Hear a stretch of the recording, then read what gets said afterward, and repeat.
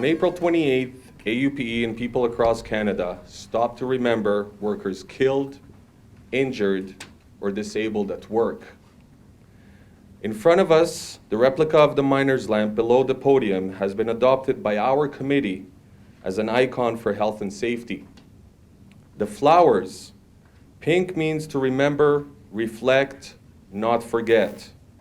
White signifies sympathy, representation for an individual who is no longer alive. And the black rose, of course, is the color associated with death. This is a somber, very somber, but very important occasion when we remember and pay tribute to workers who have been killed or injured on the job. The significance of this day is not lost on any of us. Health and safety is the number one priority for workers, for unions, for employers, and that's what this day does. It really recognizes that, but also understanding that every single day it should be number one priority. And to underline the importance, I would like to say what an honor it is to be joined today by the Minister of Labour, Christina Gray. I've been extremely encouraged by the level of engagement that Minister Gray has entered into with myself as President and with AUPE overall.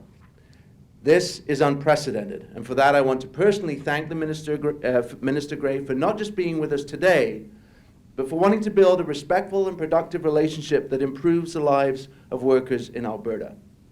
I've been encouraged about the clear message from Minister Gray regarding presumptive PTSD coverage under WCB legislation, which is currently under review. This is something that AUPE has been strongly advocating for a number of years, and now we can see positive changes ahead. On this day, as we remember and pay tribute, and every day, we need to commit to improving the lives of all workers suffering from mental and physical injury. More importantly, we need to continue to build a culture of awareness and diligence on occupational health and safety to prevent as much as possible future suffering. This day is first and foremost about honoring the workers who have died on the job or from work-related illnesses. It's also a day for us to recommit ourselves and our organizations to improving occupational health and safety.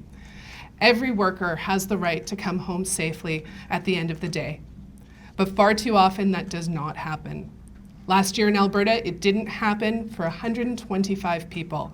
Every workplace death is a tragedy. Families are ripped apart, friends are left heartbroken, coworkers are traumatized, and whole communities feel that effect. A single death can touch dozens and sometimes hundreds of lives. Today we remember those who have died, we honor their lives and their contributions to society, and we honor their memory by making an even stronger commitment to safer workplaces. We must all take an even stronger commitment to supporting one another, so at the end of our shift, we get home safely to our loved ones. Someone died today, the other day. An accident is what they say. The boom went up and hit the line. The medics came, but not in time. How could it happen, we stare and say. We practice safety every day. We grieve with the family and do our best to help each other through this test. Well, as Minister of Labour, my ministry is responsible for health and workplace safety, and that includes having the division that has the occupational health and safety officers, as well as taking the proactive stance of having legislation that protects workers or improving legislation that protects workers. This is the first time we've had a Minister of the Crown come to the ceremony, so that was significant. And I think what we heard today was a very strong commitment from everybody involved in health and safety that workplace death and injury, including psychological injury, which is something I focused on, is something that we all need to be focusing on. To AUPE members, I really want to say thank you for all the work and advocacy that you've done on health and workplace safety issues. And my condolences to those of you who know someone whose life was lost this year. Every worker should be able to go to work and come home safely to their family, friends, and colleagues.